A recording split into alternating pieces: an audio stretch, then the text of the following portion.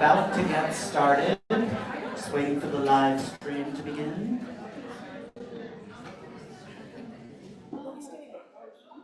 Yeah. Yeah.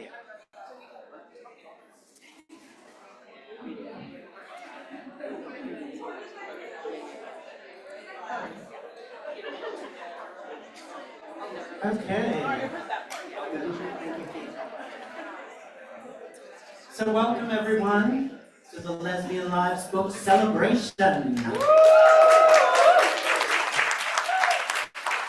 We were originally going to host this event in the Bureau upstairs, but we thought we might want to spread out a little bit and have everyone join us rather than overflow.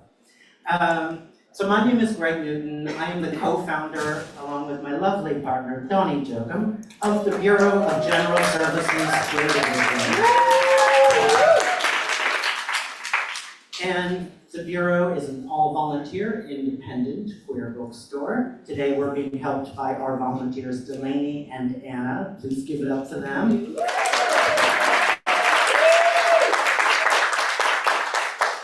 So quick show of hands, how many people have no idea what I'm talking about, what the Bureau is, never heard of it? No. Okay, good, I'm glad it's small.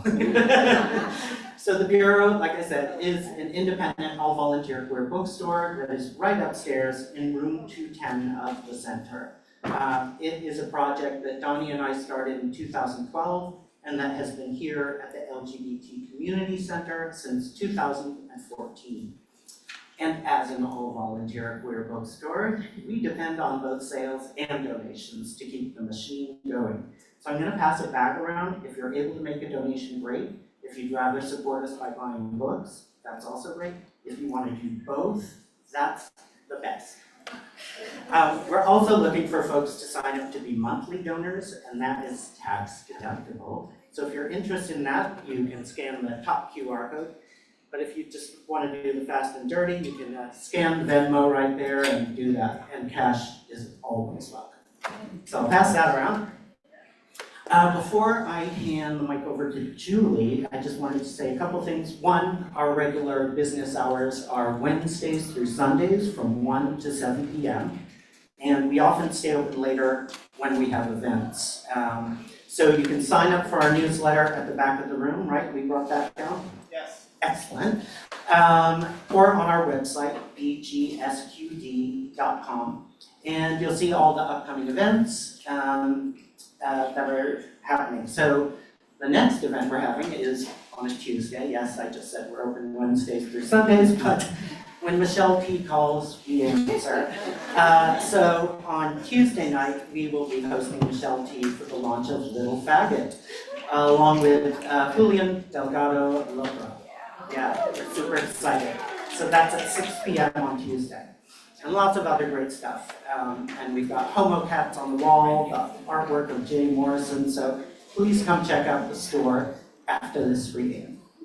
I want to start with a land acknowledgement. So the Bureau recognizes that we, and the Center, operate on the unceded land of Lemunsey Lenape. We encourage you to join the Bureau in signing up to make a monthly donation to the American Indian Community Houses Mannahatta Fund. The Mannahatta Fund, according to its website, is an invitation to all settlers and non-native people who wish to acknowledge the legacy of theft and genocide that comprise the history of New York City and the United States. The Bureau also recognizes Palestinian liberation as a fundamental part of our collective queer liberation. And we strongly encourage you to take one of our free zines that talks about why we feel it's so important for queer people especially to speak out in solidarity with Palestinians. And with that, I cede the stage to Julie.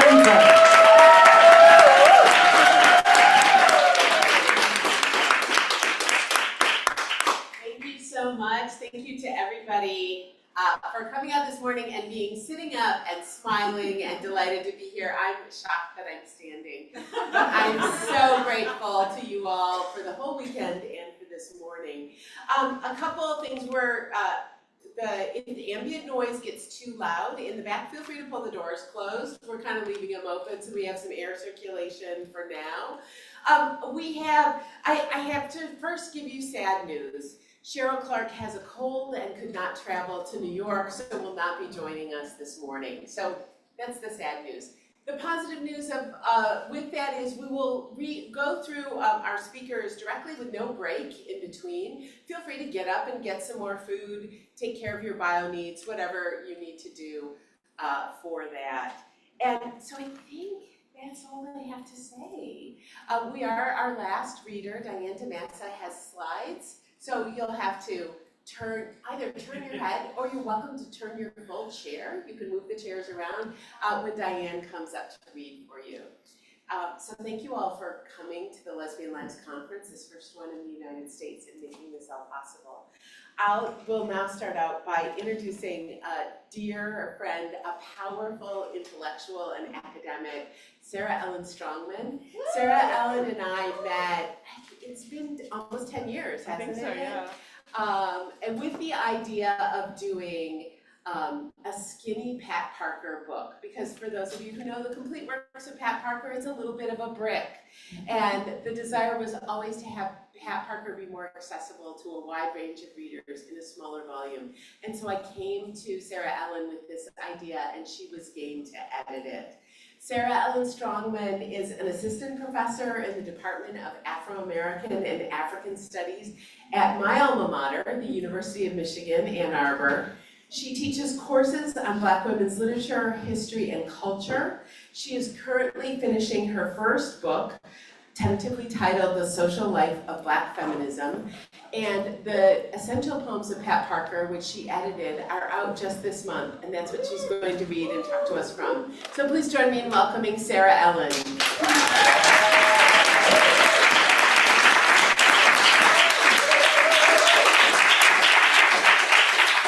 Good morning, everyone. I'm going to echo Julie's thanks for coming out this morning. It has been an incredibly rich and full weekend, and I may take a full week to recover, but just absolutely joyous.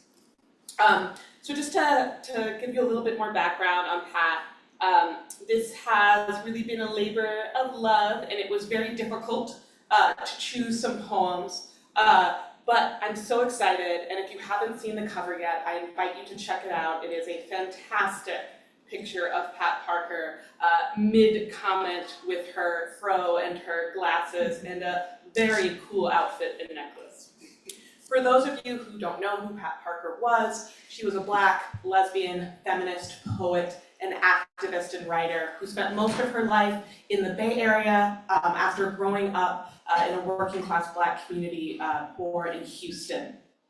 In addition to being friends with some of the great other lesbian poet luminaries like Judy Grahn and Audre Lorde, Parker worked for a very long time at the Oakland Feminist Women's Health Clinic, where she was one of their directors and did a lot of services.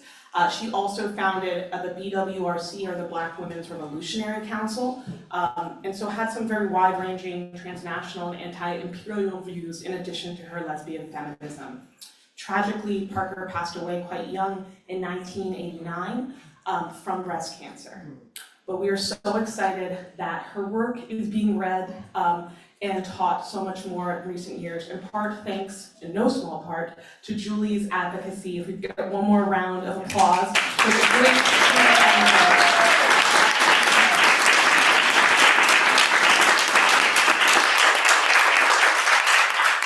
So I have the great pleasure today of reading just a few poems from the Essential Poems by Pat Parker to you. I'm going to start off with her poem from her first collection, Child of Myself, titled From Deep Within. Nature tests those she would call hers, slips up naked and blank down dark paths. Skeletons of the sea, this we would become, to suck a ray of sight from the fire. A woman's body must be taught to speak, bearing a lifetime of keys, a patient soul, moves through a maze of fear and bolts, clothed in soft hues and many candles. The season's tongues must be heard and taken, and many paths built for the travelers.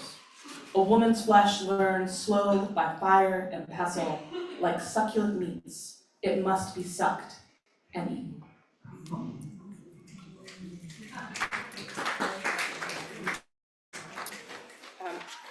I'm now going to read you a poem that was originally published in Pat Parker's collection, Woman Slaughter.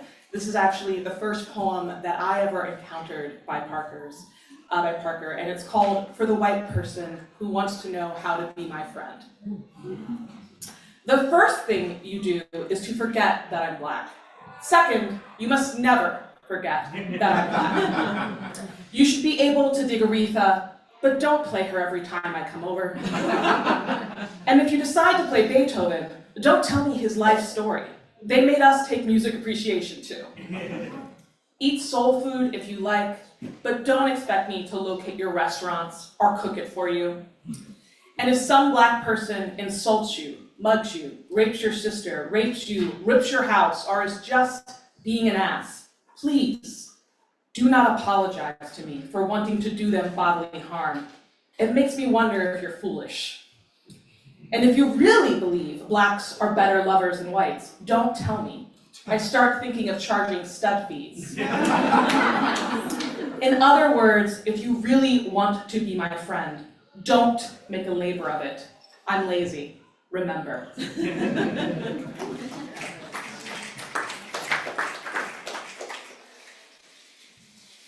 think I've got time for two more poems. I'm going to read you another poem from Woman Slaughter. This is called Henta. For those of you who don't know, Pat Parker was part of a women of color lesbian group based out of San Francisco and Oakland in the Bay Area. They started off as a rec basketball team. They were playing on different teams in the Lesbian Bar League and decided that they wanted to be on a team together. And so they started playing basketball and baseball. They went on to found the Henta Gospelaires, a choir, and did some really cool work. And there are actually in some of Parker's collections photos of them, and you can still find them online. Emily Hobson wrote a little bit about Henta in her book. It's difficult to explain a good feeling. My world has become colorful, a rainbow of hues now, a part of my living, and it feels good. It feels good to listen to people talk about the streets and know it's not a vicarious experience. It feels good to sit and be loose, to talk without worry about the racist in the room. It feels good to hear, we're gonna have a party, and know it's really going to be a party. It feels good to be able to say my sisters and not have any reservations. But best of all, it feels good to sit in a room and say, have you ever felt like? And somebody has.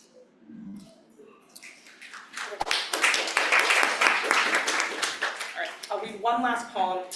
This is an untitled poem from Parker's second collection, Pit Stop. I have a dream. No, not Martin's, though my feet moved down many paths. It's a simple dream.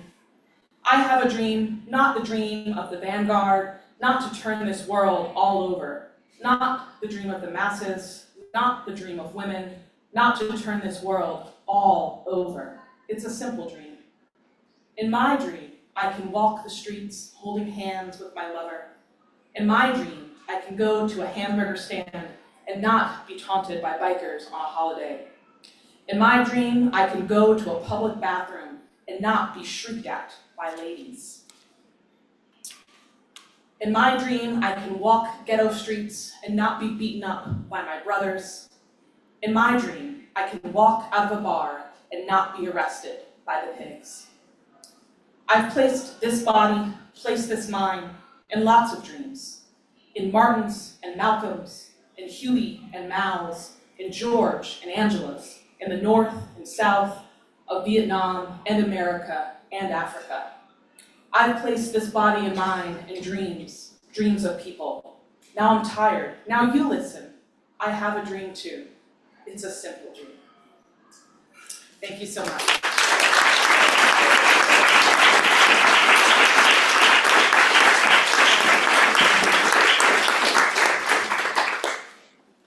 Thank you, Sarah Ellen. It was wonderful. I'm so excited to have that book out in the world and slightly relieved. And I will say, please buy copies of it. I have about 20 boxes of it stacked in my office down in Florida, waiting to be shipped out. So purchase the book, and so that I can end the dream of being crushed by boxes of books. I'm going to tell you a brief story about the book by our next reader, which I had the profound pleasure to read in manuscript form before it found its publisher. It is a biography of Anne-Marie Schwarzenbach, who perhaps you haven't heard of. Drag will tell us all about her. The book, when I first read the book in manuscript, and many of you have read books in manuscript, quite often people are still working on things, working it out, but this book gripped me from the very first sentence. I loved it. It's also the story of failure because I failed to successfully acquire it for the publisher that I was working for.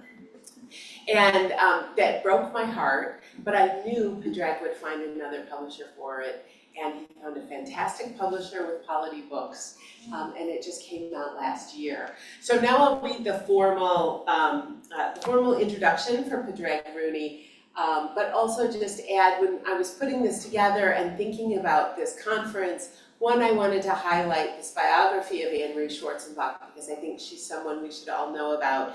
But two, it seemed perfect to invite Padraig because he was originally Irish, and this conference has so many important Irish roots to it. So, Padraig Rooney was born in Ireland and lives in the Pyrenees Orientales in France. He was a teacher of English literature in international schools for many decades and is an award-winning poet. The Gilded Chalet, Travels in Literary Switzerland, was described by the Times Literary Supplement as brilliant and thoroughly absorbing. His articles have appeared in the Irish Times, The Guardian, the London Review of Books, The Scotsman, and the New European.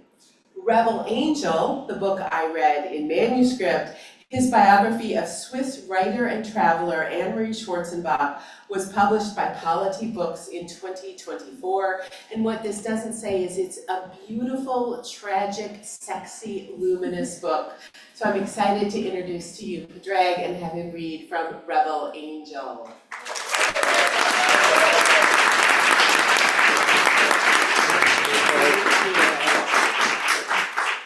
Morning, everybody, and thanks for coming. Thanks for coming out.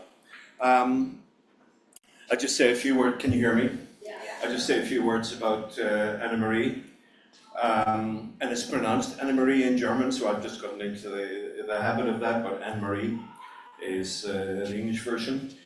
She was a Swiss traveler, writer, lesbian, who came to prominence between the wars, in the late 1920s, early 30s, and she worked for a variety of Swiss newspapers and magazines, and she came to the United States 3 times at the end of the 1930s to report on Roosevelt's New Deal, to report on the southern United States, problems of race, problems of cotton, problems of labor. Very little, ironically, about the situation of women.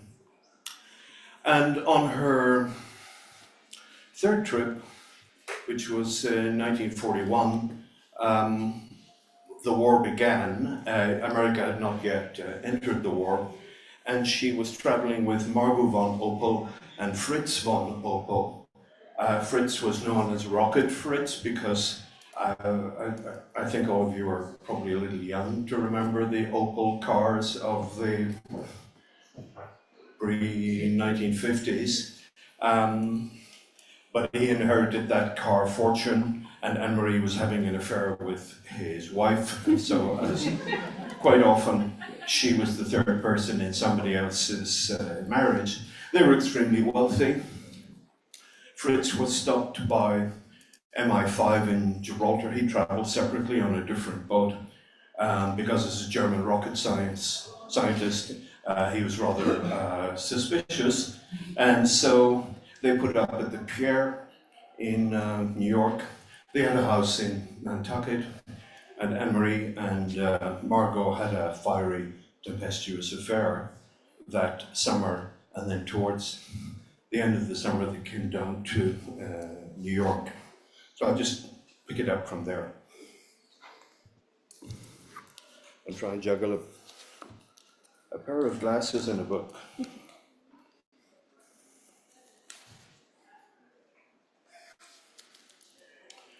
Anne-Marie's was a strange ménage conducted in luxury hotels on both sides of the Atlantic. Zurich's Dolder Grand, Bad Ruth's Palace in St. Moritz, the Plaza and the Pierre in New York. Margot and Fritz were footing the bill, but very quickly Margot found Anne-Marie's intensity and drug use overwhelming. Anne-Marie was a morphine addict and had been a morphine addict for about 10 years at this point, in and out of various clinics. Shuttling between the lavish world of the Von Opels and the Plaza and the Pierre and the raffish manse at the Bedford, Anne-Marie was astride industrial wealth and high bohemia, milieu she had negotiated all her adult life. The Manns, and they were the daughter and son of Thomas Mann, the Nobel laureate, both of whom were gay. Well, actually all three were gay, now that I think of it, Daddy and the daughter and the son. The Manns, like the British and the Swiss, were suspicious of the Von Opels' non-declared politics, wary of spies in their midst. Sybil Bedford, the British, German-American lesbian writer, Sybil Bedford, who had left from Genoa shortly after Anne-Marie, was also booked into the hotel, and with the help of the Manns and their servants, drove to California that summer in their large, luxurious Lincoln. Refugees of one stripe or another were on the move, on the make, navigating the new world. The Von Opels had invested wealth in the United States, which for now kept them afloat between a house on Nantucket, another in Palm Springs, Florida, and the luxury hotels of New York City.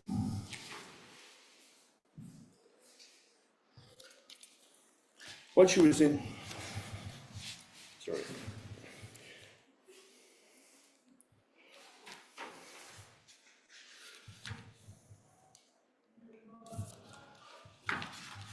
There we go. That's okay. Okay. While she was in New York, she met the writer Carson McCullers, whose first novel, The Heart is a Lonely Hunter, had just been chosen as Book of the Month Club recipient, and Carson fell madly in love with her. I don't think it happened the other way around, but this is my version of what happened. For 23-year-old writer Carson McCullers, meeting Anne-Marie Schwarzenbach in June 1940 was a bolt of lightning. 3 years married to her husband Reeves, the young Southerners were in New York for the launch of Carson's first novel, The Heart is a Lonely Hunter, a Book of the Month Club selection.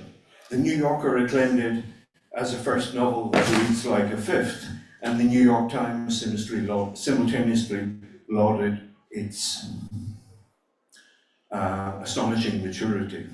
The couple had traveled from Fayetteville, North Carolina the week before with uncertain prospects and were staying in Greenwich Village.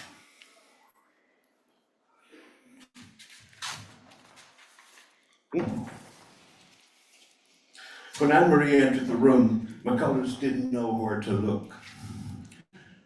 And she wrote, "She had a face that I knew would haunt me to the end of my life, beautiful, blonde, with straight short hair. There was a look of suffering on her face that I could not define. As she was bodily resplendent, I could only think of Mishkin's meeting with Natasha Filipovna in The Idiot, Dostoevsky's Idiot, in which he experienced pity, terror, and love. She was introduced by Erika as Madame Klachak. Anne-Marie, for her part, was taken by Carson's mix of precocious resignation and innocence, and had already decided she would write a review of this new novel and its winsome author.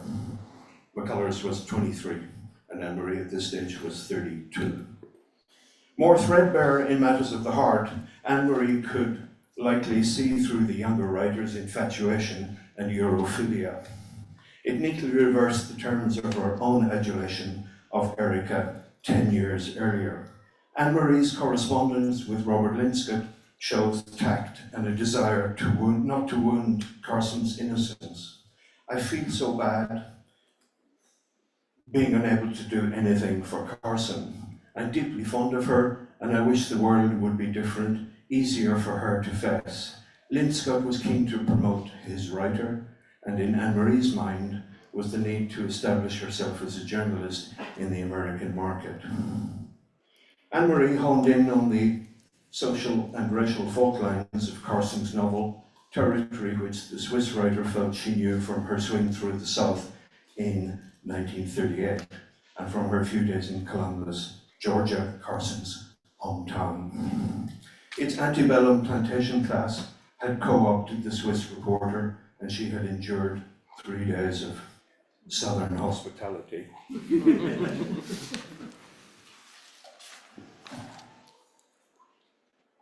Before I dared to express the wish to visit a local cotton mill.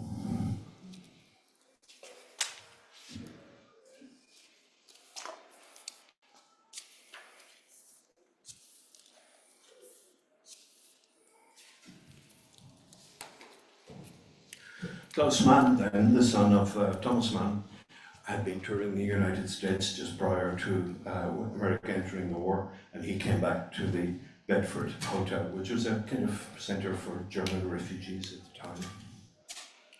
When Klaus checked into the Bedford Hotel after a summer spent drumming up contributions and funds for his new magazine Decision, the phony war was long over and the torrid heatwave in abeyance. Margot and Anne-Marie closed up the house on Nantucket and returned to New York. Margot staying at the John Paul Getty owned Pierre, while Anne-Marie took a room at the Bedford. The Greenwich Village drink of choice was Stingers. Not quite sure what it is now, but it was Stingers then. Crème de menthe and brandy, though Anne-Marie preferred gin.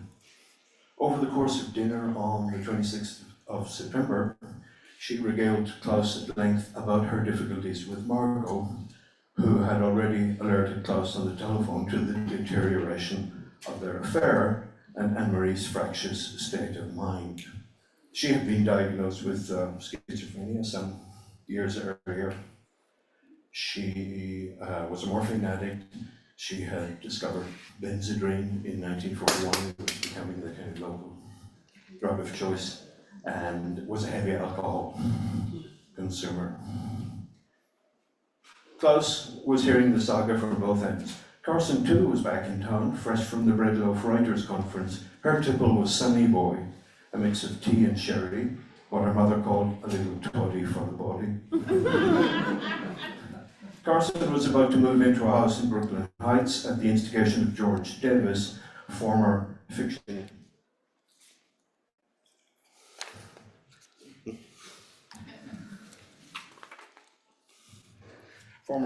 editor at Harper's Bazaar and a friend of W.H. Auden.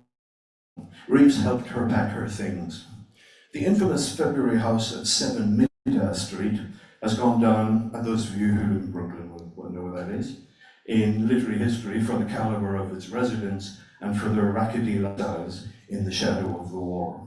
Besides W.H. Auden presiding, high-handed at the dinner table, composer Benjamin Britten, the burlesque stripper Gypsy Rose Lee, writers Jane and Paul Bowles, Carson McCullers, and Golo Mann were at one time or another contributing to the kitty.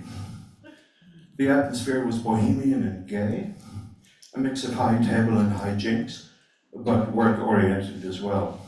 By day, the ship fitters, welders, and longshoremen thronged the luncheonettes and diners of nearby Sand Street between Brooklyn Bridge and the Navy Yard, and at night the heaving sailors' bars added to the attractions for men and women alike. At 3 o'clock in the morning, when the rest of the city is silent and dark, Carson wrote, "You can come suddenly on a little area as vivacious as a country fair. When sailors spend their evening, when they come here to port."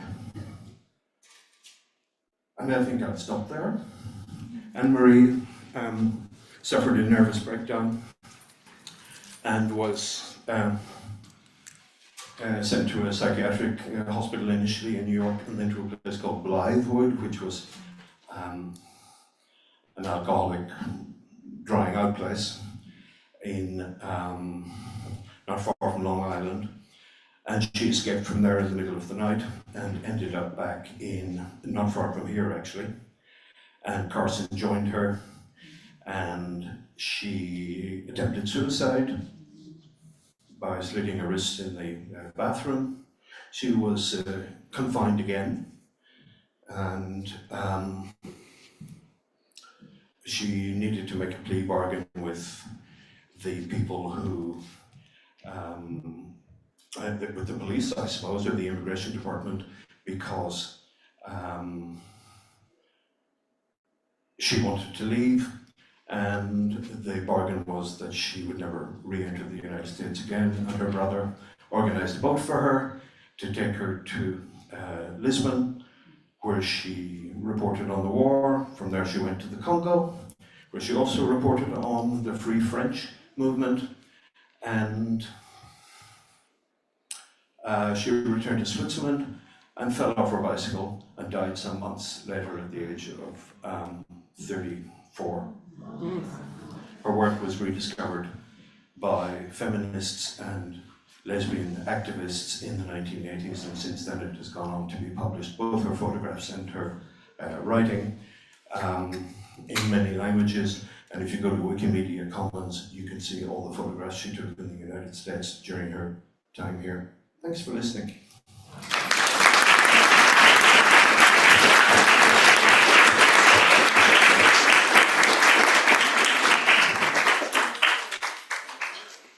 Thank you so much. Now I'm going to try and balance all the things. I should have requested a music stand or something. Since Cheryl Clark cannot join us, I grabbed a book and I thought I'd read just one of her poems for us here today to bring her a little bit into the room. I have been missing her all weekend. This is by Cheryl Clark. This is her most recent book, New and Collected Poems, Archive of Style. The title is Living as a Lesbian in the Archive of Style. And it begins with an epigraph by Diane Arbus from 1972. I remember one summer I worked a lot in Washington Square Park. It must have been around 1966. The park was divided. It has these walks, sort of like a sunburst, and there were these territories staked out. There were young hippie junkies down one row. There were lesbians down another. Really tough, amazingly hardcore lesbians. Short sleeve bandlon pullover, gabardine pleated slacks, silk socks, and the smallest size wingtips. This is what you mean by hardcore. Or regular Lucky Strike pack rolled up into the sleeve of a white, and very pressed tee, inside black chinos, highly polished black penny loafers, and Clorox white crew socks. This hardcore? Or combed and coiffed a la Jackie Wilson or Dee Clark, or quiffed and pumped-ed a la Elvis or Tony Curtis? Hardcore? Or lastly, by hardcore, do you mean steadfast in the practice of waiting for and on their femmes, more schooled in subtleties, who rescued their butches and raised them the rest of the way, while nasally singing, "Come on over here, Daddy. Let me throw my long legs round your perfect neck and rock ya a little while."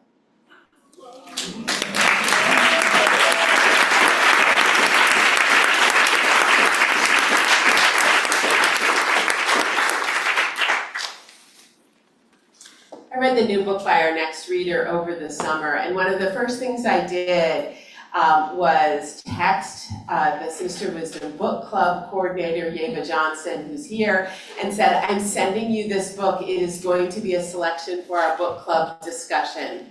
I had not even yet spoken with the author, Lana Lynn, or the publisher, Dorothy Press, but this is a spectacular book. And I'm so happy that the committee of the National Book Awards agreed with me and put this book on the long list for the National Book Awards this year. Lana Lynn is a multidisciplinary artist and writer. She is the author of Freud's Jaw and Other Lost Objects, Fractured Subjectivity in the Face of Cancer. Her film, The Cancer Journals Revisited, won Best Feature Documentary at the San Diego Asian American Film Festival and Favorite Experimental Film at Black Star Film Festival. Her individual works and collaborative mixed media projects have been shown at the National Gallery of Art, the Museum of Modern Art, and the 2018 Busan Biennial, among many other places. Her writings have been published widely, including in the Los Angeles Review of Books, LitHub, Portable Gray, ASAP Journal, and Studies in Gender and Sexuality. She is a recipient of fellowships from the Jerome Foundation, New York Foundation for the Arts, Wexner Center for the Arts, and McDowell. Today, she will be reading from the autobiography of H. Lan Tao Lam, which was longlisted for the National Book Awards and published by Dorothy, a publishing project just this year. Please join me in welcoming Lana Lynn.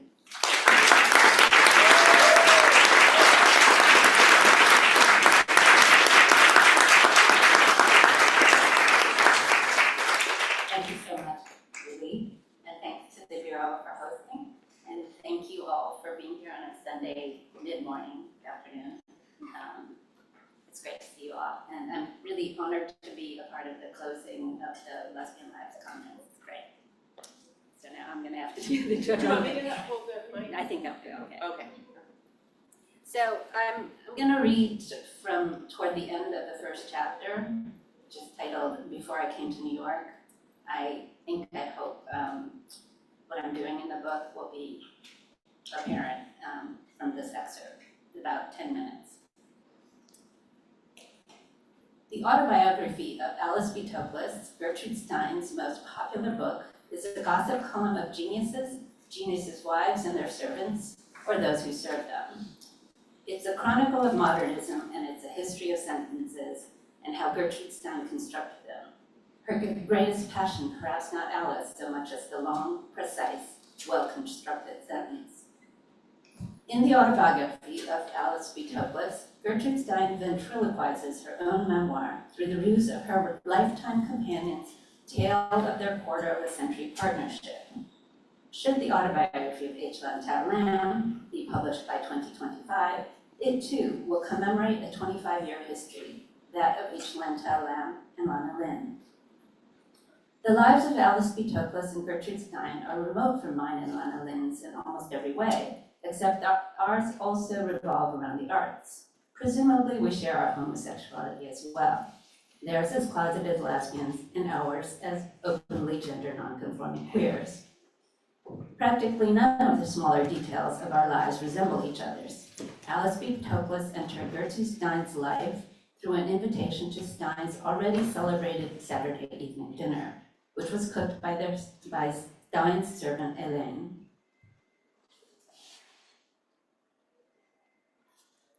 Later, Alice B. Toklas and Gertrude Stein would hire at least 2 Vietnamese cooks, or a succession, as Alice B. Toklas quips in the Alice B. Toklas cookbook.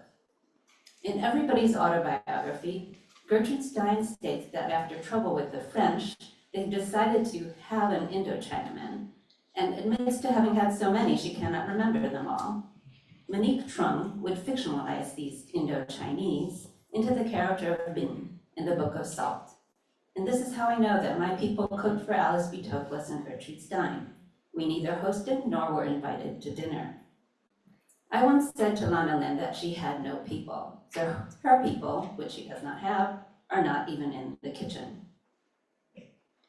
Gertrude Stein and Alice B. Toklas' first Indo-Chinaman, Track, would lean against the door between the kitchen and dining room and reminisce about when he was a child. Lana Lynn has also leaned against the kitchen door frame, for we have no kitchen door, and chatted about her childhood as I have prepared dinner. Gertrude Stein gently mocks Track's diminutive stature, calling him a little man who speaks about when he was a little boy in a village where the circus would come, and she comments in an aside that they do have them, circuses, in Indochina. Track also gets a diminutive name. Alice B. Toklas is Alice B. Toklas, or Alice Toklas, and Gertrude Stein is Gertrude Stein, but Track is simply Track. And Nguyen is Nguyen, or Nguyen might be Nguyen, as Gertrude Stein writes in Everybody's Autobiography. Track used to see phantoms rise up and rise and rise and rise, and that's a quote from Everybody's Autobiography. Although his friend in Indochina said that there were no longer phantoms in Indochina since the war. I too have seen phantoms during and after war. I grew up entranced by mythical superheroes whose hair could strangle a demon spirit and ghosts whose tongues could impale the eyes of the living or the dead. The borders between this earthly existence and the netherworld were porous, and so I could identify as easily with mere mortals as with immortals. Those of us who have been ghosted by colonial and imperial rulers may return with a vengeance to retrieve our histories, our own ghost stories. We may rise up and rise and rise and rise. Alice B. Toklas reports that Track's sole deficiency when he enters their service is that he makes few and simple desserts. He later inexplicably learns how to bake. Perhaps one of the reasons why Track is initially weak on desserts is because Vietnamese tend to eat fruit for dessert. Our desserts are given to us wholly prepared by nature. We are subject to their seasonal growth. Their vulnerability to the climate makes them precious, for they cannot be enjoyed when one has ventured too far afield of the territories where they can flourish. The most fragile fruits cannot survive the transport to the cold regions of the North and West. This was one of the biggest sacrifices in my young life when I irrevocably departed Vietnam for Canada. How to explain the taste of mangosteen to someone who has never broken into it and dyed their fingertips magenta? How to describe the texture of vushua or star apple to those who have never scooped out its pulp and cradled it on their tongues? Can one conjure the aroma of sapodilla for people who have not been seduced by its fragrance? While I could not relate to director Tran Anh Hong's romanticized exoticism of French colonial and post-colonial Vietnam, yet like the character in The Scent of Green Papaya, I too have savored fruits in my childhood that have lingered in my senses throughout my life. Consuming fruit satisfies cravings beyond nourishment. Fruit has taught me lessons beyond the manual dexterity it takes to handle the lesson needed to access its rewards. I learned patience in waiting for its proper ripening, attention to detail in judging the tautness of its skin or its mellow or acrid smell, and sensitivity to the sound it would emit upon tapping or thumping, a hollow resonance or a flat thud. It may seem strange, but my future calling as an artist might have originated with my ardor for fruit. In Vietnam, sapodilla is called zapote, possibly a transliteration of chico zapote, as it is known in its native southern Mexico, or Manilcara zapota, its botanical name. The first time I encountered this delectable fruit, I was gravely warned not to swallow the hard black seeds embedded in it because their sharp hooks could pierce my throat. This may be why my child ears heard sapoche as saucoche, which translates as why, sao, and dislike or disapprove, che. In substituting ko for po, I understood the innocent fruit asking why others disliked or disapproved of her. In the 4 decades since I have been able to relish the taste of saucoche to me, I have carried its meanings with me, that enjoyment comes at the cost of proper care and restraint, but also that the innocent may suffer harm or rejection. Every evening, Lana Lynn and I share a palate cleanser of fruit that is equally a ritual of cleansing ourselves of the day in preparation for the next. We have shared pomelo, which I cut apart and place on my head like a wig that makes me look like the cartoon character Dora. Watermelon, which remained Lana Lynn's favorite as a child despite her ballet instructor telling her that her protruding belly looked as if she had swallowed the entire gourd whole.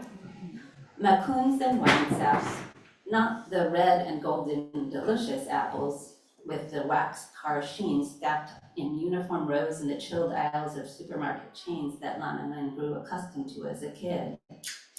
And persimmon, whose squat, glossy, ruddy cheeks add color and flavor to the winter months. Our first summer together was marked by a mango, the first of many summers and mangoes we'd share.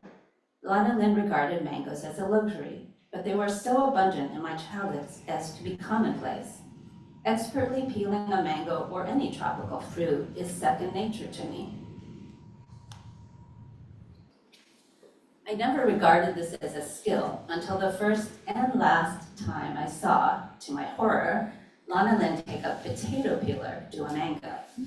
One could not rightly call it peeling.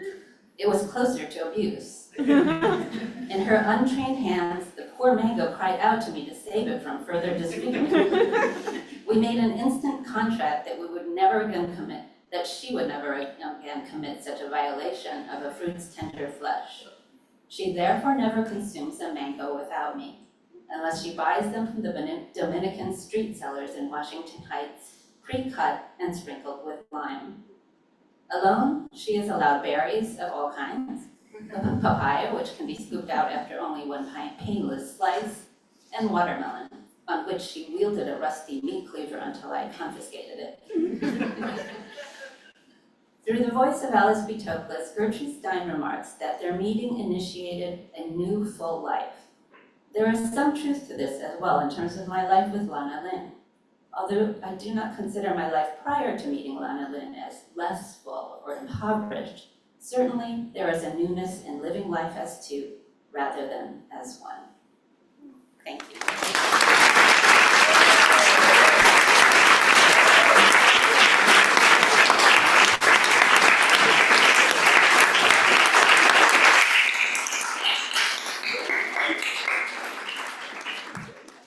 Thank you so much, Lana. As you can see, that book is a treasure. All of the books that people are reading from are treasures. And I want to remind you that they are all available at the back from the Bureau of General Services Queer Division. Let's buy them out so that they don't have to carry any books upstairs. I will also say before our last reader that please do go upstairs at the end of our program, have more food, go upstairs, browse the bureau. You can take either the stairwell up or there is an elevator, and I do hope you will support the bureau. Now, are you Diane? Yeah, I am. Okay, fantastic. I've never met Diane before, and so I assume I'm gonna fangirl for just, I'm actually not even gonna fangirl because I'm afraid of what I'll say. So I'm gonna just read the script and introduce Diane DeMassa, who is our last reader today. As I indicated, all the chairs can move. Should we all move and face the screen? And then you can speak from over there? The screen's right there. Let's all take 30 seconds here. Move your chairs to face the screen. Oh yeah, oh sorry, Greg. No, Whoa. no worries. We'll make it work. Oh. Somehow. Please don't make it be me. Actually, let me get some. I can just stand up and take it. Yeah.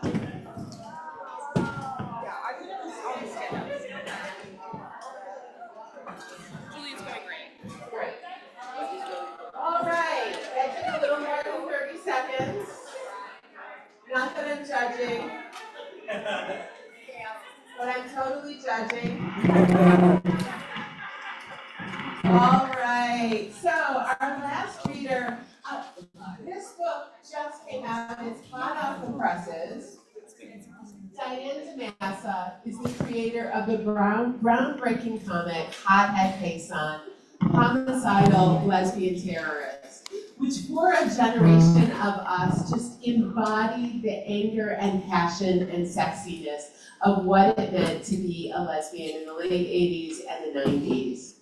Called Rage Therapy for the Marginalized, a new collection of hothead comics was just published by the New York Review of Books. It's available in the back. Damasa has also illustrated books like Kathy Acker's Pussycat Fever, Kate Bornstein's My Gender Workbook, and Fausto Sterling's Sexing the Body, Gender Politics and the Construction of Sexuality. She's contributed to countless anthologies, and her oil paintings and street art pieces have been exhibited widely. She is also, I will say, someone that so many of us just love and admire and want to stalk and imagine all kinds of sexual fantasies with. I would invite you to welcome Diane Damasa.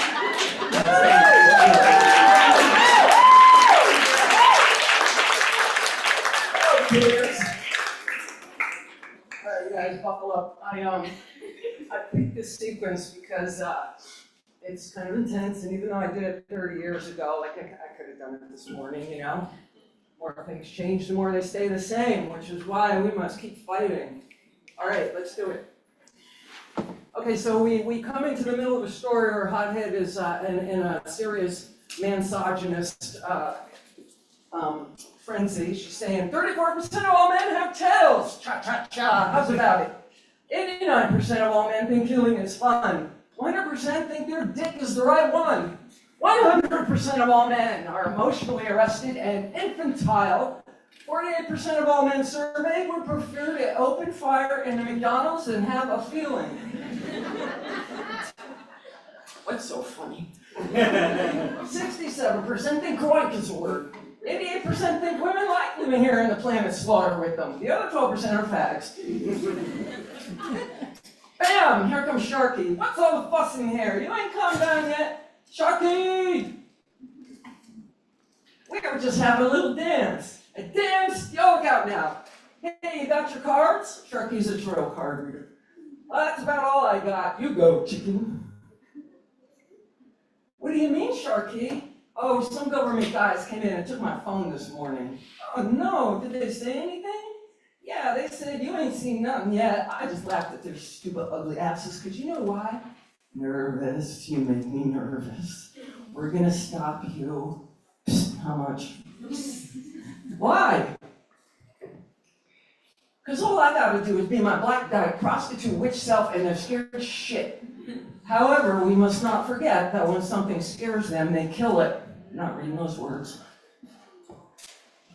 Let me see now. Strike 1, I'm a woman. Strike 2, I'm a black woman. Strike 3, I'm queer. Strike 12, I'm a hoe. I turn up dead all day long. Don't think I'm out here snoozing. I can't be a world famous fashion designer if I'm all chopped up in a dumpster somewhere, now can I? God takes care of sinners. A little school prayer will save kids. No clues, case closed, Jane Doe. And cut all this goddamn AIDS funding. That cure will remain a secret, and that's that. The thought of all those fags and junkies dying every day just keeps me going. God bless America. And all that pathetic little organizations, I'd like to step on them all. And how about this term of color snark? I can't see them in the dark. What color? Ha! How's about that breast cancer rate? Don't start with that. Who gives a shit?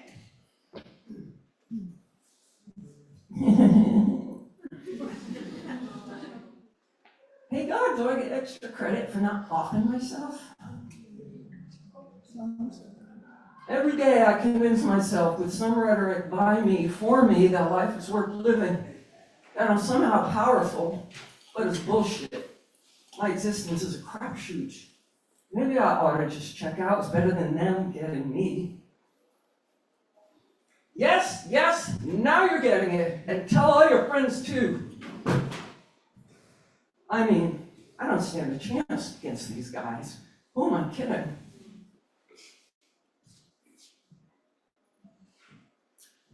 This is a world run by fanatical hetero white supremacists who are in power and spend their days saying the annihilation of the rest of us.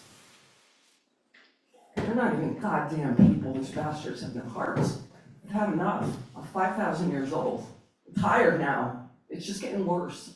I used to think I could win, but I can't. Only they win. The rest of us die. Do it already! How miserable do I have to make your lives? God doesn't love you. Can't you take a hint? How much can you fucking people stand anyway? The reason they don't get it is because they're minorities and their brains are smaller. And I'm through pretending that they're equals for the media's sake. They're not. Increase the flow of drugs and guns to all minorities. They're not killing each other fast enough. Shoot immigrants on sight. This is our country. I'm not letting a bunch of greaseballs come in here and use up what belongs to hard-working, God-fearing American yahoos. And burn down the projects. No, then there'll just be a homeless pain in the ass. Do it while they're in there, stupid. You know what really makes me berserk? The way they breed. That's all they know how to do. They multiply faster than you can possibly get rid of them. Can we put some in their water? Eliminate welfare! I've had it with them trying to act like people they should be slapped up, children, and silenced. If I get my way, and I will, everybody's gonna be either white and normal or sorry. We're gonna kill everyone. It's our year of glory. Clump, clump, clump, clump, clump, clump.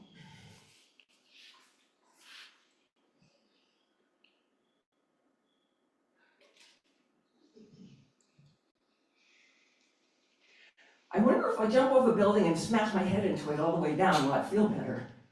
Yeah. So this is a little jump ahead. Hyde starts crying. She doesn't jump, but she cracks. And she's having a very rare moment of vulnerability. I can't take it anymore. She's screaming at God. The light bulb was God. There's no place left to hide. She's in a paint can in her own tears. I have no idea why she's in a paint can, but she is. All right, you want me to give it up? Here's your big chance to prove you're really there. Help! Hallelujah, she did it. I thought you'd never ask. Now all you have to do is trust me.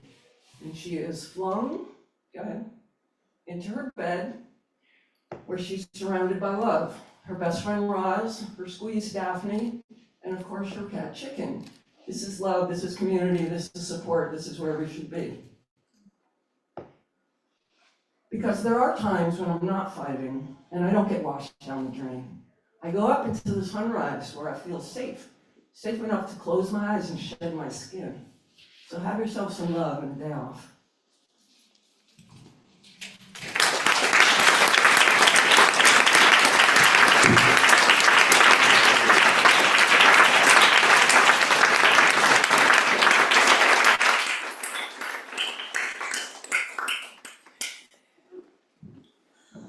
Thank you, Diane. Thank you all for coming out. Thank you for joining us for Lesbian Lives in New York City. Go forth, eat some food, buy some books, and have a great afternoon. Thank you.